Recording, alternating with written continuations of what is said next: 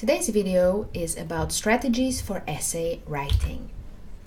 Very often you have tasks about writing a text, article, or an essay, and then you need to think about three important things: where to start, what type of an essay or an article you are supposed to write, and what is important generally in writing that essay.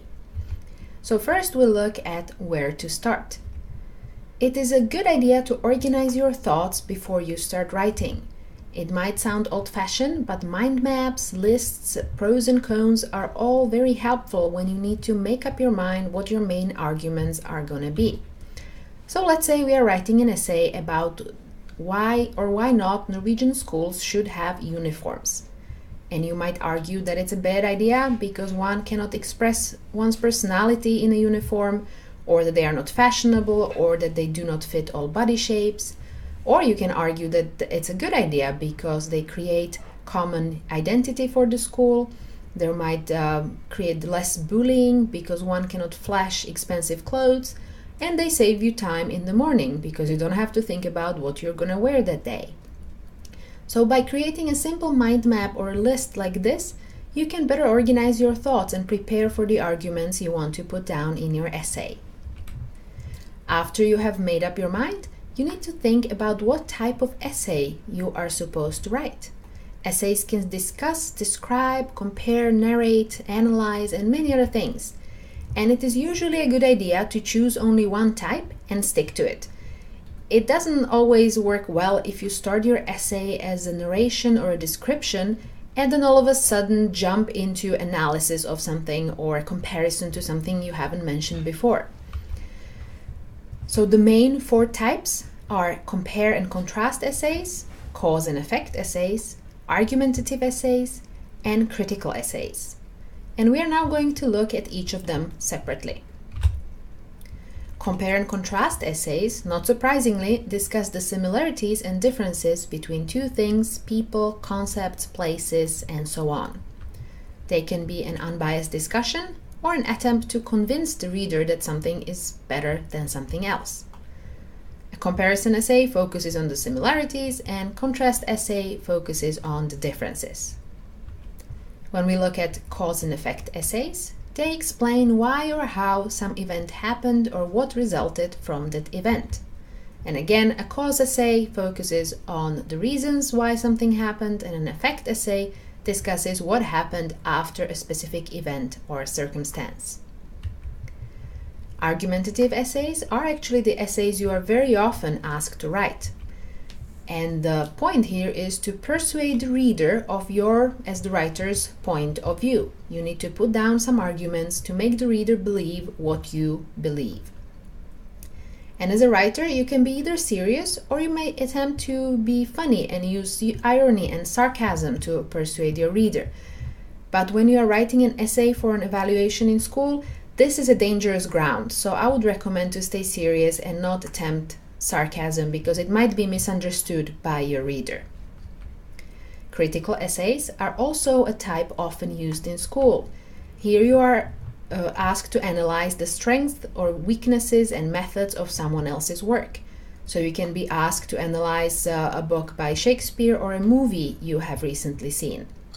These essays usually begin with a brief overview of the main points of the text, followed by an analysis of the work's meaning or impact, and it can also discuss how well the author accomplishes his or her goals. So for example, you might be asked to write a movie review and analyze whether the creator has accomplished or has sent the message they intended, whether the movie has affected you in the intended way. So when you have chosen the type of essay you want to write, you need to think of four things: the content, the structure, the language, and the sources. This is not surprising, you have heard this many times before. And as we have said before, in the content part, it is very important to make up your mind. You need to be clear about what you want the reader to believe. When it comes to structure, I will shortly explain what I mean by a hamburger essay or a hamburger paragraph. In the language department, you should always proofread. Always leave at least 10-15 minutes at the end to read through the ready essay and correct any errors you can find. And use a dictionary when you have a chance and check your spelling, check the countability of your nouns, and so on. And very important, never claim someone else's work as your own. It is always smarter to use sources too much than too little.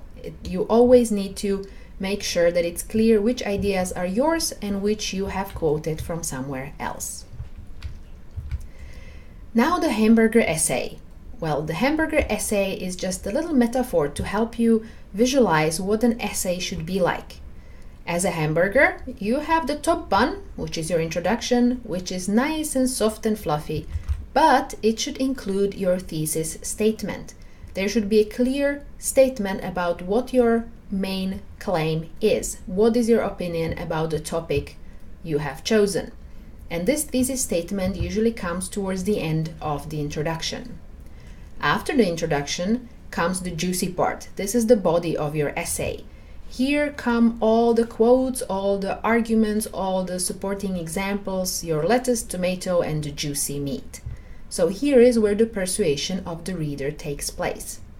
And after that comes the bottom bun, which is made from the same fluffy material as the top bun. So in your conclusion, you just summarize your arguments. You don't add any new arguments or examples, just summarize and hopefully conclude with confirmation of your thesis statement. So this is the main skeleton, the hamburger essay. And in fact, paragraphs are built in the same fashion. That's why we can call them hamburger paragraphs. The first sentence in each paragraph is a topic sentence, which states the main claim you want to show in that paragraph. And this claim is followed by some supporting sentences. And each supporting sentence can again have several examples or more evidence after it. So you build the hamburger from top to the bottom. And each paragraph should also contain a conclusion sentence, which ideally should bind it to the next paragraph. But we'll talk more about this in the following lecture. Now it's time to check whether you have understood and do some exercises.